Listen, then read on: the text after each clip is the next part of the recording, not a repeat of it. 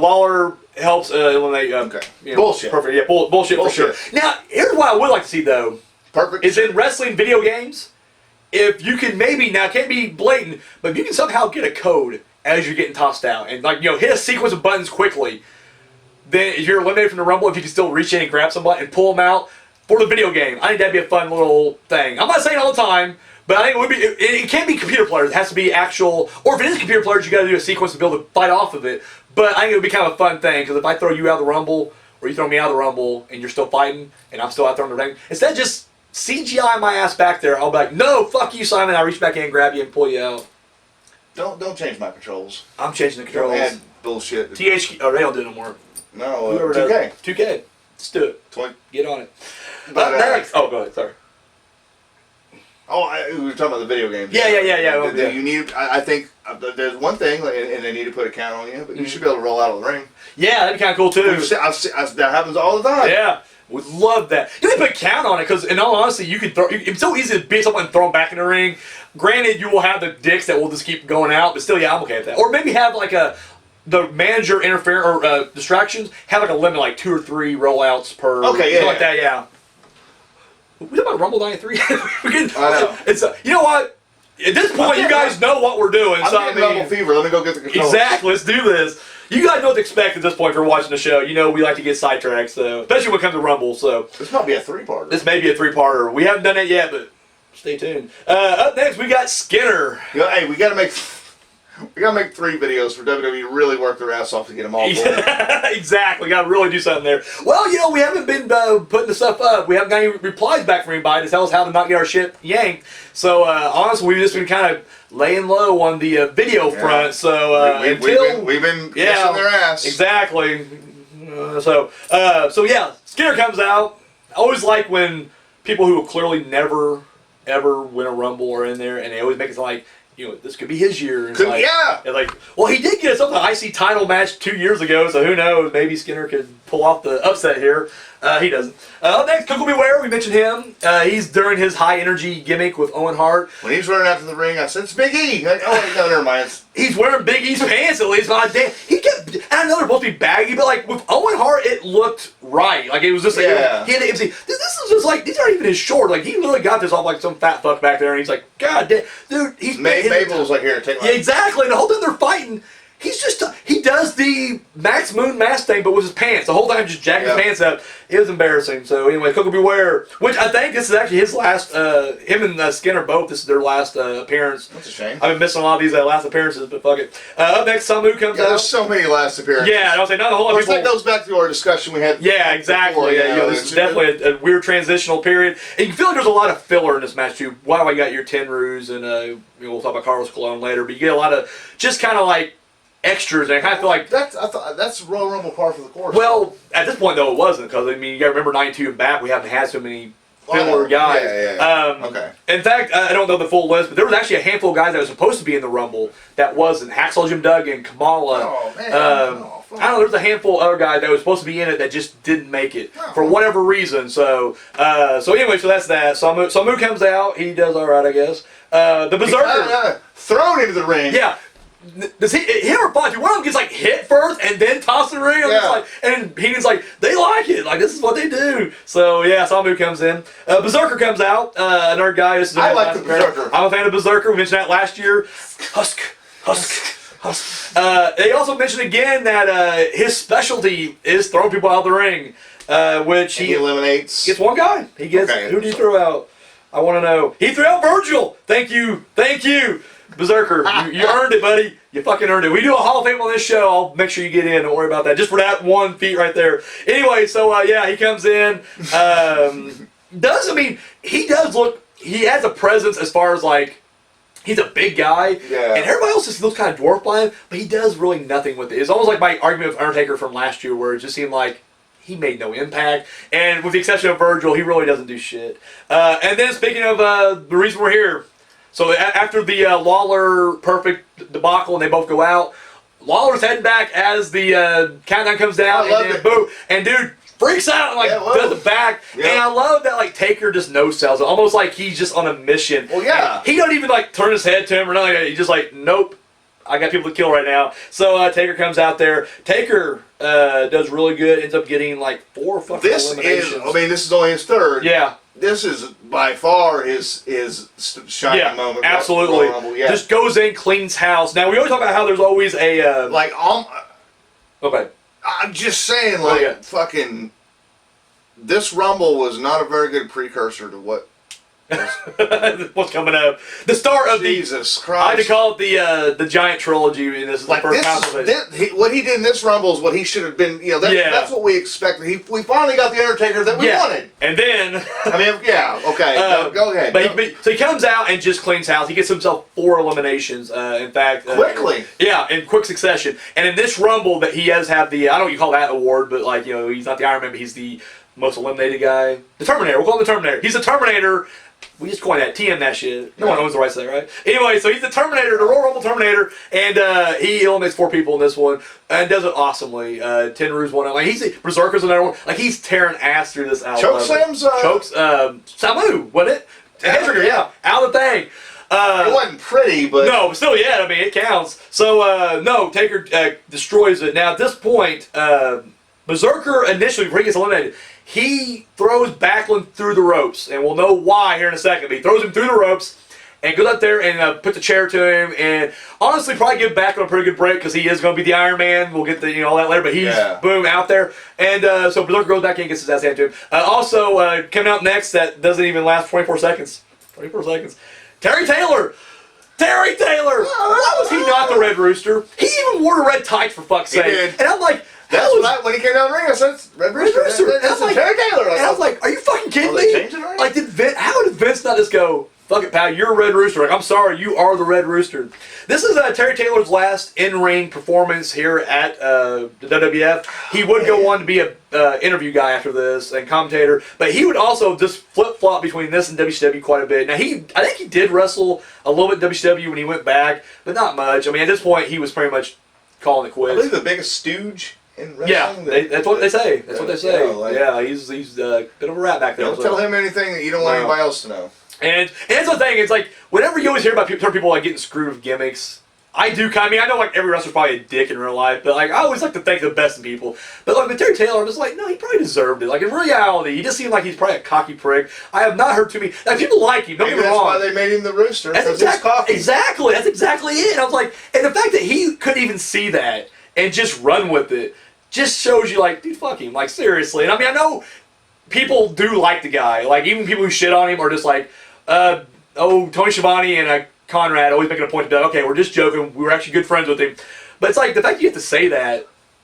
Yeah. So, because he probably get mad. He'll be but Bruce Pritchard doesn't like him. No. Bruce Pritchard don't give a fuck. He don't give a fuck about anything. He'll tell you. Anyway, so he comes out, gets tossed out instantly, which I popped for.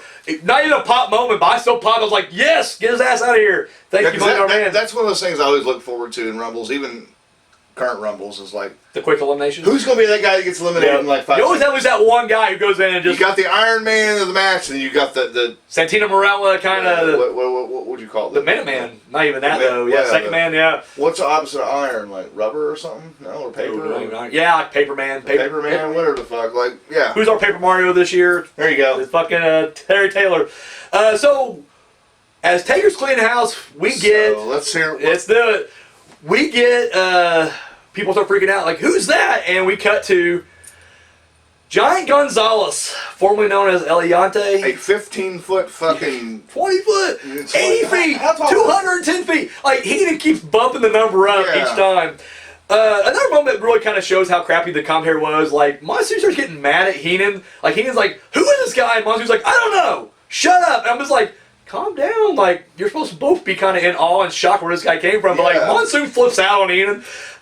So he comes out. Now, he gets a lot of shit for the outfit, which deservedly so. But I don't think it's nearly as bad as people make it out to be. We'll get into that in a little bit in the next couple weeks. It does change. It does. Every appearance, the trilogy we're going to be doing this month, it's a different thing. It has slight alteration. This one actually has the hair on it, though, which... I don't think it's a bad look, but I do think that when you wrestle that thing, it probably comes off. I'm guessing it comes off. I'm going to assume that, they didn't intend for that to look like he literally had like no clothes on and like was that hairy? Well, I think they were. What I understand from what Bruce Prichard said was they were trying to make him look like a monster, but he wasn't ripped in real life. I guess he was skinny and he didn't really have definition. We all know Vince, he wants his muscles, so he probably like, well, let's put a suit on him. And so the idea was like a crush, like a Sasquatch kind of beast. Okay, yeah. So one of those ideas on paper that should have just stayed on paper. Yeah, honestly. I mean, I'm sure should have went into the paper shredder. Exactly. No, in all honesty, it's just like, and I'm like, I don't know why I would have done differently. Like, I don't know what if you got you got to do the design.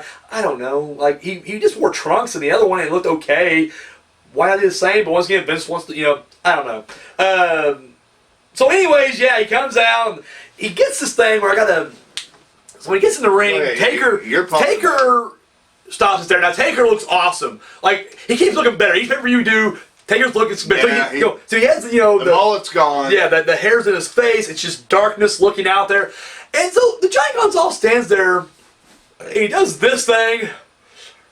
And he does this cheesy walk. And I'm just like, really? Keeps his hands held out the whole time though. Dude, I would have been like, dude, watch like fucking Phantasm. Watch the tall man. You want to see a good tall guy look intimidating when he's walking. That's what you study. Michael Myers, which I don't want to do Michael Myers because Taker got that cornered. But it's like, there's, yeah, Kane. Oh, yeah, both of them. They both do the, whatever. They got that. Give him something there. No, he does this like bad Frankenstein. Yeah. And so, and then Taker just like walks up to him, and then they do it again. It's just like it looks so bad. And then whenever like we get no much Taker offense on this one, so Gonzalez starts welling away on him. Oh my god! And Taker's got to sell it, so Taker's just getting killed. Okay, step in, please. Not take over, but let me interject for a second. Absolutely.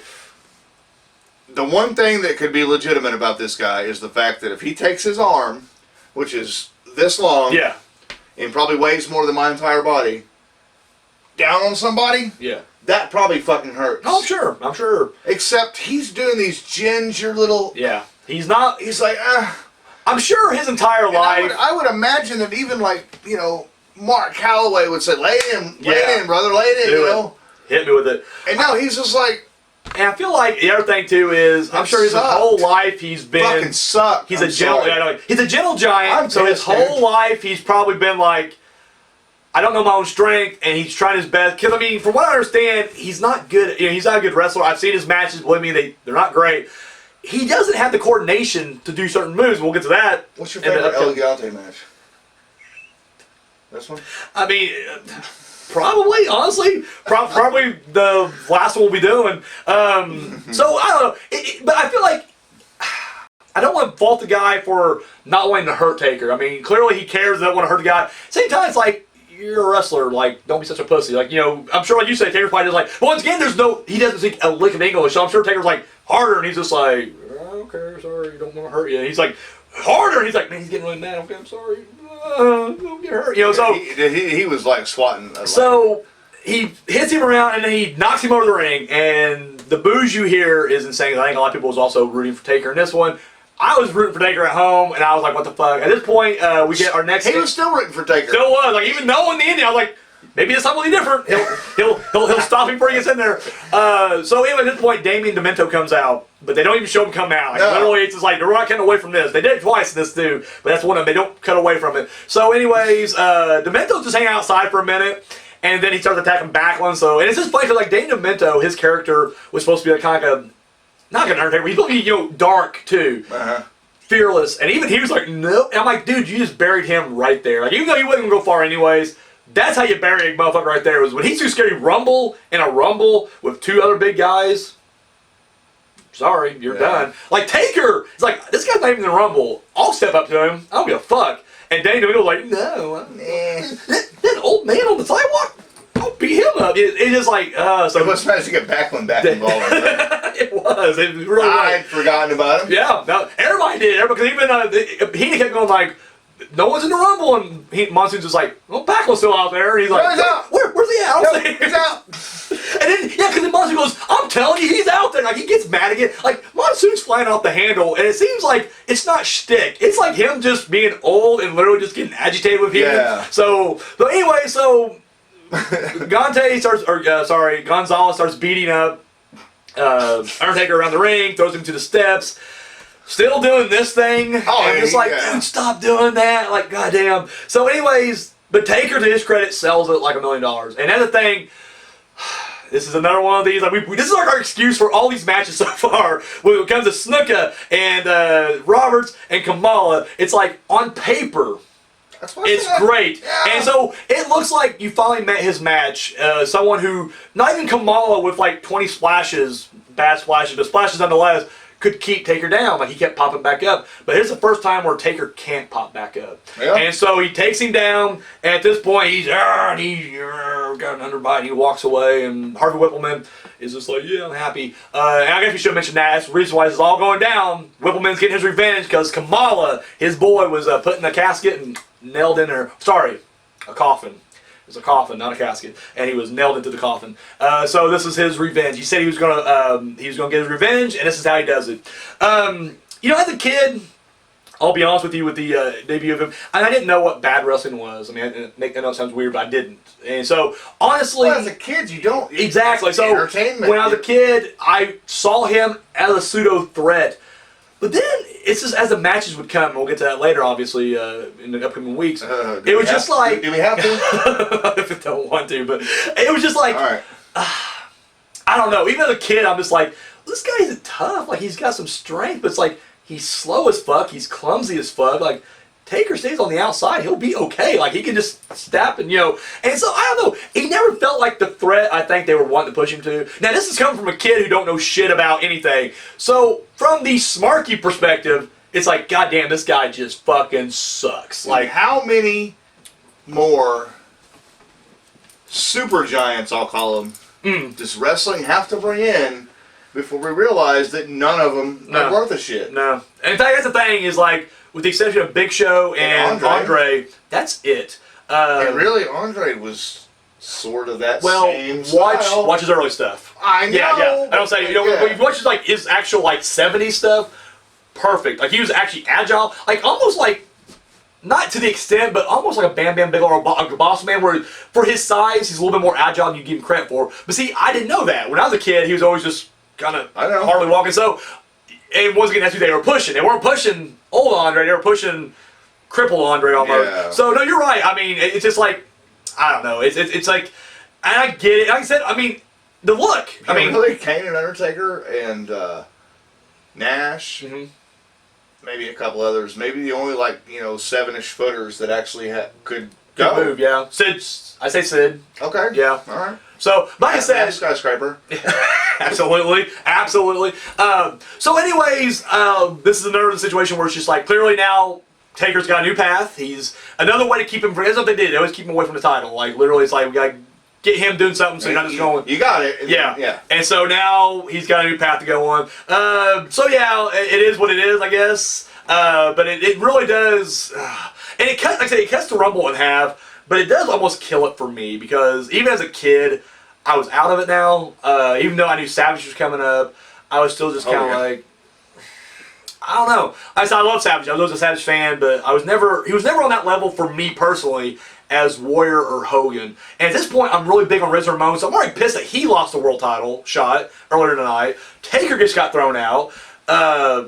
Flair, well, I didn't really care for Flair at the time. I hated Flair. So yeah, I was emotionally just out of this match. That's it. So yeah, and so Gonzalez leaves, and Taker is there, and he's out, and he keeps trying to sit up, and he just can't do it. I know, how sad is that? Yeah, it really was. Like, he destroyed him. So out comes Paul Bearer, and he's trying to lift the urn, and finally, like the third or fourth one, he finally comes up, and even then, he's limping, but he has determination on his face, and he's going back for a giant. I love that. Once again, limping. Limping. And Damien Demento, who is the evil, I'm bad, I'm not scared, is like too much of a pussy to get in there with these guys. But this guy just gets destroyed, and Steele's like, "Fuck you, let's do this." And he's limping back there to essentially get his ass beat. Like, he's just going to get his ass beat again, but he doesn't care. I'm coming for you, and that is why Undertaker's way better than half these other goofy gimmicks that came along, because it's not just the flash, the glare. It's also what he brings to it on a psychological standpoint. Oh, yeah. So, I mean, definitely beats that.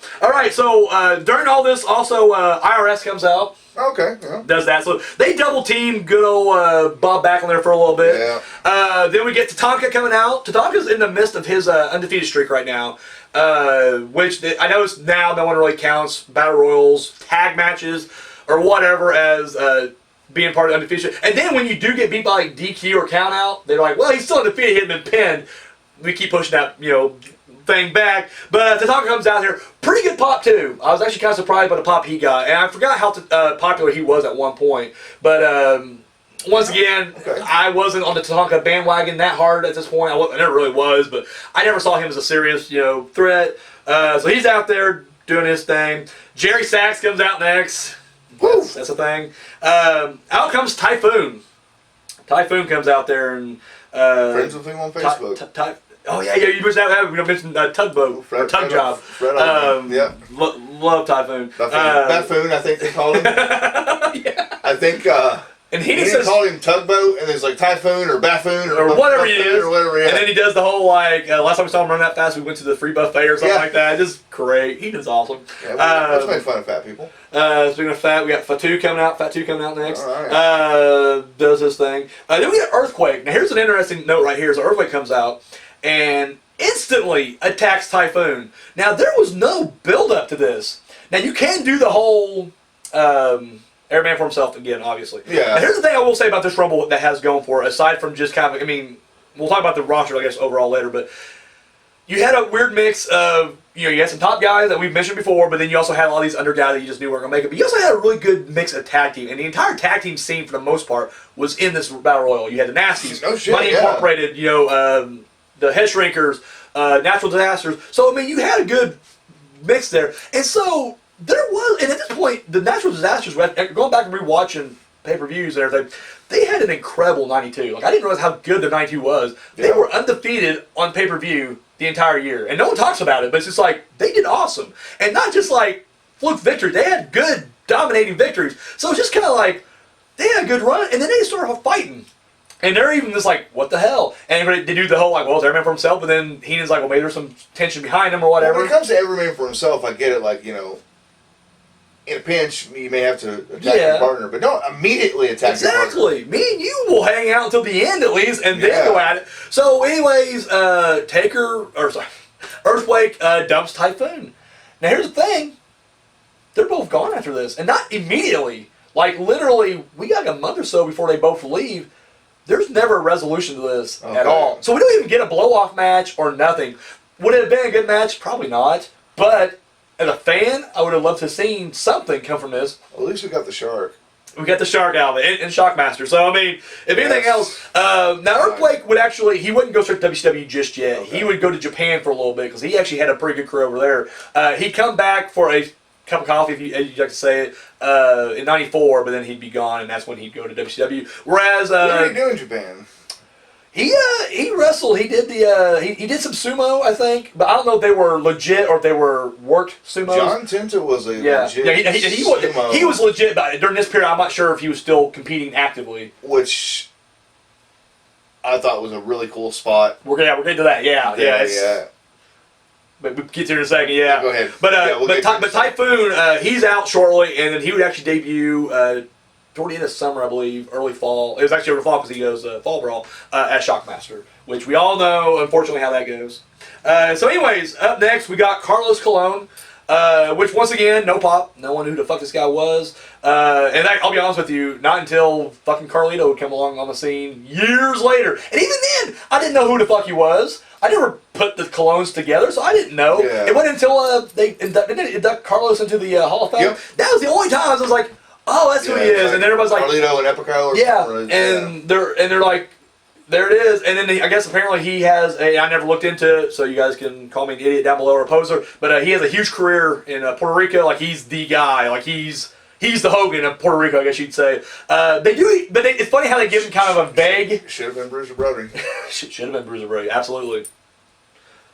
Or I don't know. Anyways, he's a mean guy. He's a mean guy. He's all right. Guy. He's a lovable guy in the ring, but I heard he's a bit of a dick outside. Anyways, he's a heel. God damn. He's a goddamn heel. So, anyways, they do give like a vagueness to it though. Like, they gave me more than they gave Tenru. Tenru, there's like, It's Tenryu from Japan. Here they're like, oh, he's the Caribbean champion. Like, that's a thing. The Caribbean champion, It's like, yeah. Caribbean champion. Like, does he have their initials in front of those champion? No company. He's just literally the champion of the Caribbean. I don't mean shit here. I really wish they would have been like, he's the WWF Caribbean champion. Like, it would have been like their own spin-off title that didn't exist. Missed opportunity, guys. Missed opportunity. But anyways. Savio Vega could have come in and got Oh, absolutely. So anyways, Carlos Colon's in there. He's not there. He mixes it up a little bit, but doesn't really do much. He's in there for 7 minutes. Felt like longer, actually, I'll be honest with you. This, from here on out, pay-per-view just felt a lot longer than it really was. Dude, I thought... I don't know if it was... Maybe I had the opposite reaction, but watching this, it just seems like that counter kept coming up, and I was like, there's no way it's 2 minutes. No. So you went the opposite for you. You thought it was going a lot quicker than So I timed a couple of them. Yeah. I was like, well, goddamn. See, I've never done that before, but Bruce Prichard would say that sometimes it's off. Yeah. Depending on what it needed for. So I never took much thought into that, but I always wonder, like, which one would be like, well, what's the Rumble that's the most accurate, and which Rumble is just like, fuck it, like we threw it out the window. Yeah. If any nerd out there who loves doing, like, the numbers and shit like that, find that out for us. Brian Zane will do it. Brian Zane, if you, we get some of that Zane money. Zane, if you're watching, buddy, figure out which Rumble has the most accurate 2-minute count. Obviously your long-lost brother. Long, fatter brother. Yeah. Up next, El Matador comes out. Who gives a shit? He actually goes for 11 minutes, which once again, like, didn't do anything. It's not Virgil time. That's not Virgil time. Can we have a... 17 minutes is Virgil, so from now on, if someone don't make 17 minutes, we're going to be like, can we have a cut-in at the end of this? Like, we don't do the math live on camera. Yeah, but... How many people did Virgil outlast? We will, because honestly, it's a crazy number. It really is insane. I'm sure it is. Up next, Rick Martel, which him and Tito have a bit of a run-in together. They do their thing. Yeah. Up next, Yokozuna. And he comes in, starts cleaning house, and then we get the showdown you were alluding to. Go ahead. Oh, just Yoko squaring up. And I was waiting, because I knew, you know... His history or his past. By this time I knew, Tenta was a sumo champion. Yeah, not just practicing. He was actually did well. He was a Yokozuna over in Japan. So and, so I was waiting for him to maybe like revisit. No. See, as a missed opportunity, I feel like it would have been kind of fun. I mean, no one at that time probably no one would have got it. And thing is, and that's probably why the commentary never alluded to it either. So it's one of those things where it's like, it would have been nice if that would have been like, well, I don't know if you know this or not. Like, he didn't monsoon, like, I don't know if you know this or not, but Earthquake actually had probably some Earthquake sumo. Knew more about sumo than Yokozuna. Oh, and in reality, absolutely. So, but yeah, maybe that's probably the reason he didn't go full on, because in his mind he's just like, I'm not gonna get shown up doing sumo, kayfabe or whatever. Since no one's pushing it, I'm not gonna, whatever. He does well. But during this show off, we get our second entrance that's not shown. Owen Hart comes out, and of course you hear the buzzer go off, and there's no cutaway. They're like, "Oh shit, here's the moment right here." And so the Rocket. The Rocket Owen Hart takes a nasty fucking elimination. See, you were talking about the slaughter bump. This one, I didn't interrupt you. I didn't cut in or anything at that time because I wanted to say, what the fuck? This one takes it. Whereas the Impact looked nastier on Slaughter, this one's a normal toss out, but the way he lands. I mean, Yokozuna used every bit of that momentum and just boom. And it was too much for the Rocket, and you can tell him he clutches his knee. Like, he hits, he lands, he straightens out, and then goes right to the knee, and you're like, dude, he fucked his knee up. He tried to do it to someone else too, and it didn't work as well, which is good, I guess. Oh yeah. Well, when he goes to, and we'll get to when we get to Final Four, but when he goes to do Backlund, he's a little more gentler with him. You can tell Backlund was not going to take a Owen Hart bump. So. Yeah, Backlund saw it immediately and was like, I'm supposed to do that too? No. Repo Man comes out next. I fucking love me some Repo Man. Demolition. He comes out. This is his last WWF appearance until the Gimmick Battle Royal. He comes back for that. A lot of people going to Shockmaster the same way. We won't see Fred Ottman until the Gimmick Battle Royal. So, but anyway, he comes out, and then last it is the Macho Man, which gets a really good pie. I think at this point, everybody was like, "This is who we want to win," and it's just like at this point, though, Savage is.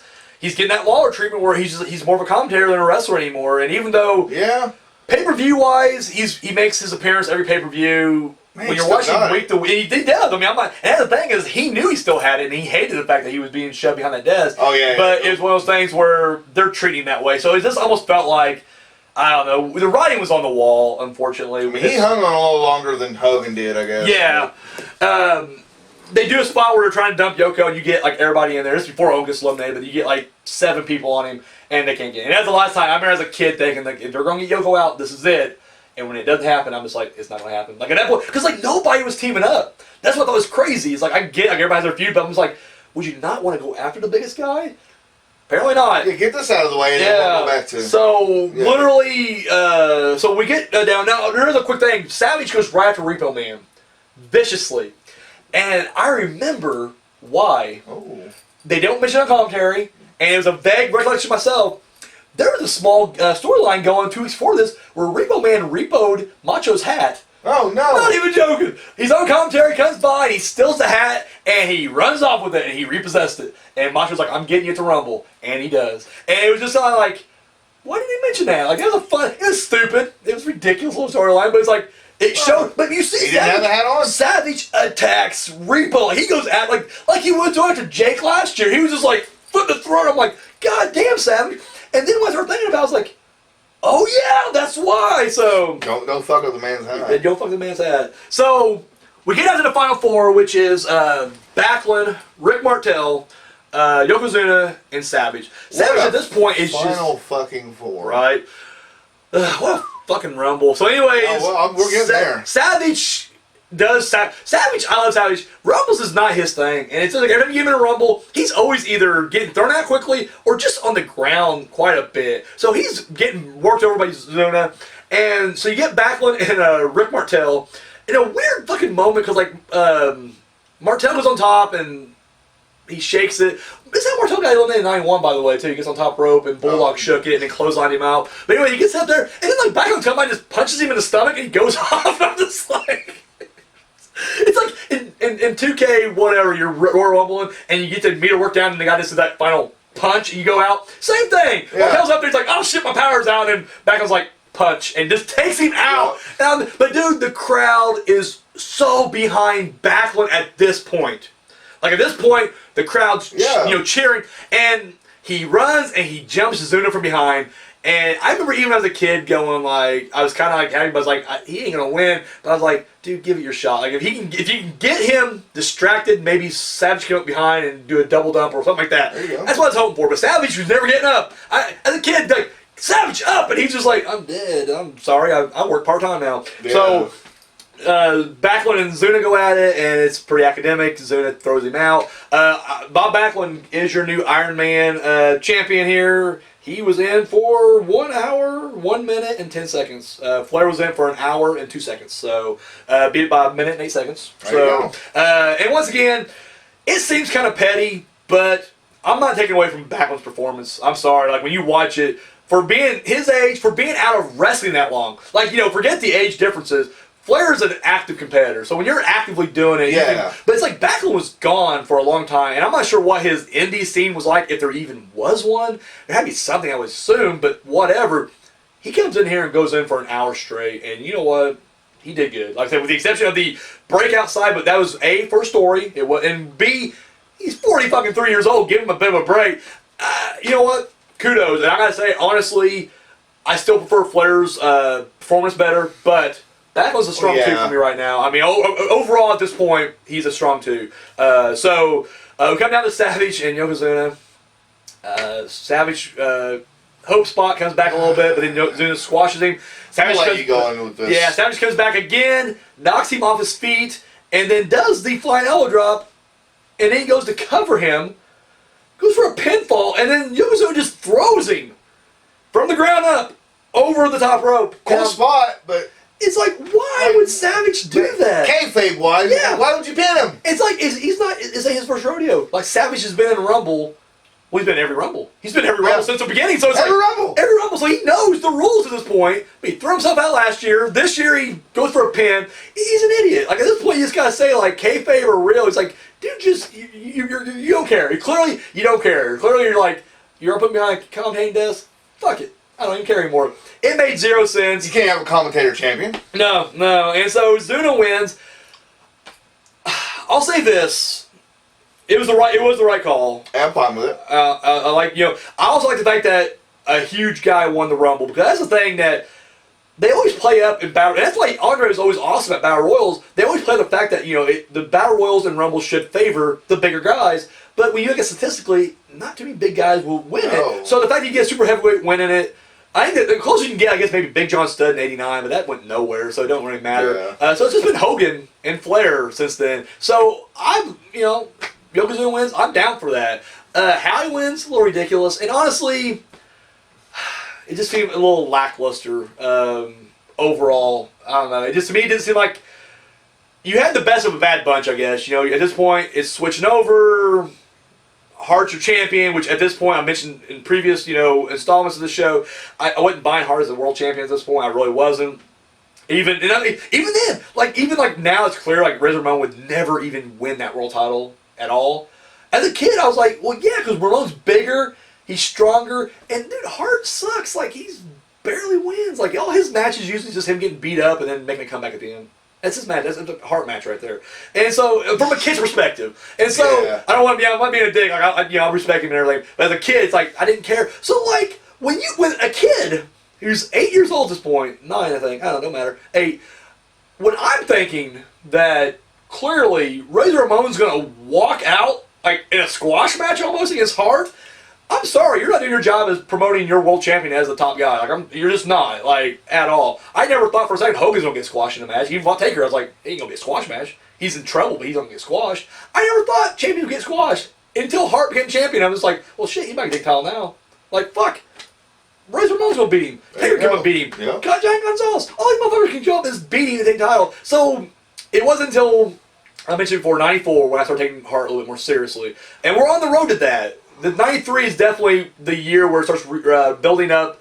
As a kid, me having faith in Bret Hart as a wrestler and really getting behind him. But not at this point. And at this point, it is just like, the Rumble itself, you just got a bunch of yahoos that you just know are not even world title contenders. I love DiBiase, and I stand by that. At this point, he's not a world title contender, though. It's just like he's clearly on his way out. Backlund, awesome performance. I'm sorry, because he's a former world champion, he's not on that level, kayfabe-wise now. And even non-kayfabe-wise, like they dusted him off, bring him back in.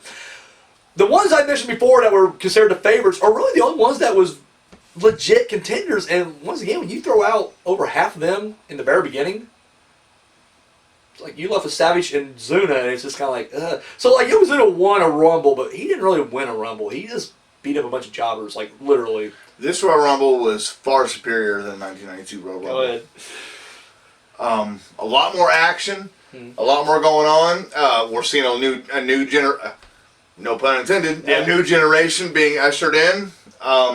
Undertaker's best performance we've seen so far. I'll agree with that.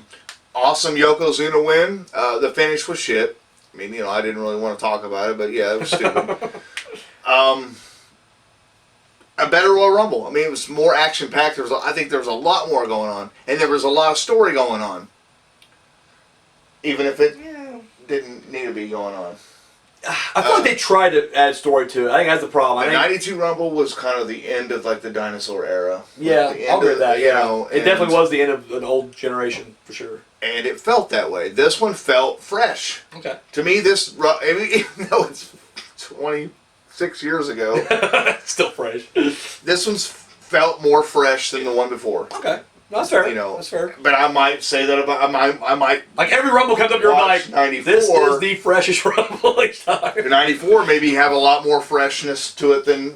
See, but it does though, because like I said, forgotten freshness. It's not no more forgotten freshness. But anyways, the Gathering was near parts unknown. Unfortunately, needs to stay in parts unknown if you ask me. But anyways, you can cut that out, right? Yeah. Oh yeah, we'll edit that. You're Don't worry not about that. going to, Not going to. You did you? Didn't at all. It's still playing. They're watching right now, and it's still going. All right, hold on. Did you cut it yet? No, still didn't. Wait, nope, still there. So no, but see, 94 is the same thing too, because you're also getting a crazy turnover as well. And we won't be done in 94 Royal Rumble because not in that. Wow. Not in it. So yeah. So we'll have to mention it. We'll definitely mention it. And I'm gonna fucking watch it. You know what? And honestly, much better than this one, and it had more story going for it. I can't take your word for it now. Diesel, star-making performance for Diesel. Like it's the first time you're like, oh shit, Diesel. Cool. Bob Backlund's in it, but he doesn't do an Iron Man this time. Oh. In fact, he made like a lot of Iron Man. Greg Valentine makes a return. Rick Martel makes a return. And these are like returns. Like, they haven't been wrestling for like over a year at this point. So they all come back for lackluster responses from the crowd and a lackluster performance in the Rumble. We also get Luger. So. Oh, yeah. Tenryu comes back. Tenryu's one of the Japanese assassins. I can't wait to hear that. Oh my god. No Carlos Colon now. So anyways, no, I think you're saying. I mean, I definitely respect that aspect of it because you're right. It's a new guard, fresher faces. For me though, it just seemed like the last one had so much, from a kayfabe perspective, riding on it. You had the world title. You had a lot of, in my opinion, legitimate contenders. Now, last year was going into a far superior WrestleMania. Absolutely. And whereas this time, and not just that, the roster in general has just been kind of depleted. And so it is kind of like, it's not their fault, because it's just like, what do you got? And when you get to WrestleMania 9, it's just a very lackluster. I mean, 93 is a bad year for WWF in general. And see, that's where I could see, like, 92 Daniel and 93 Daniel going, yeah, last year was way better. Yeah. Because you may not know half of these people. Yeah, and like I said, whether they're really old or they're just really new. Well, I mean, it was one of those things where like all my favorites were gone. Like, yeah, Hogan's gone, Warrior's gone, Savage is barely fighting. Yeah. So, and like I said, I wasn't. And then who's this big Japanese guy when? Yeah, and like I said, I mean, and I buy him. That's the thing. He's a more credible champion. So when he wins the world title, at least I kind of feel like, well, at least he's legit. He's not this crappy tag team guy. He wins it back. Don't worry about that. Oh. Flash bomb at King of the Ring and drops a leg on Hogan, and he's just like, Suna. Did he do that? He should have. He should have. In fact, my recollection, he does. And someone can CGI that for me. Just Austin, and then have like the face of Yokozuna. Yeah. Anyways, so let's talk about the aftermath of this, and then we'll kind of put a bow on this thing. Yeah, we definitely did. Yeah. So. From here on out, like I said, this is Flair's last pay-per-view, and he wouldn't come back until... Well, he doesn't come back until after the buyout, but then his first match wouldn't be until, like, Vengeance of 2001, I believe. So, I mean, it's a little while there. So he came in pretty quick, though, after the buyout. Yeah, he came in the night after Survivor Series. Oh, it is a little bit after the buyout, but the Survivor Series where the alliance was destroyed finally or whatever...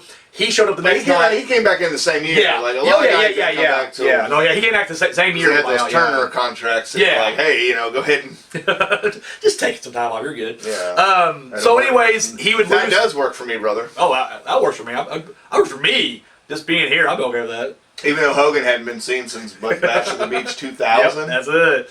When Vince Russo said some bad words about me. That doesn't work for him, brother. No.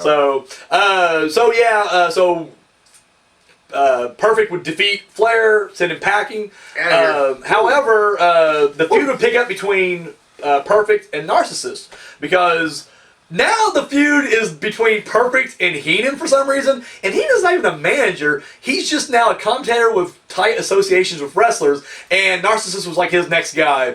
And so during the summer, they would kind of put these two against each other quite a bit. So that was that. As you should. Yeah, as you should. So that played out like that.